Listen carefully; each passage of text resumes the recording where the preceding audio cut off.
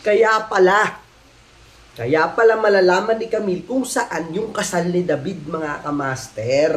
Dahil itong si Olga, tinanggihan yung invitation card na ibinibigay sa kanya ni David. At eto namang si David, inilagay sa kanyang bag, mga kamaster. Di ba, pauwi si David. Alam na, mga kamaster. Di ba? Mindset. Kaya nandun siya sa kasal nitong si David. So, ayun mga kamaster, magtataka itong si Camille. Siyempre, kung saan nagpupunta itong asawa niya si David di ba? Ngayon umuwi. Kasi nga, para kausapin si Marites, pero ang kinausap ni David, si Rigor, mga kamaster. At yung bag ni David na nasa loob ng invitation, alam na, nabasa yan ni Camille. O baka tinago niya pa yan, mga kamaster.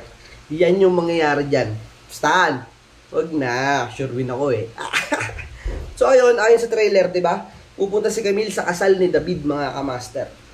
At paano niya nalaman? Dahil nga doon sa imbitasyon na makikita sa bag. Eto pa, mga kamaster. Wala nga alis sa mansyon na naig si Don Pakundo dito sa pagpapalayas ni Donya kay Tinding, mga kamaster. So ayun mga kamaster, abangan pa natin mga susunod na eksena dito sa FPJ's Batang Quiapo. Follow, subscribe, like, comment.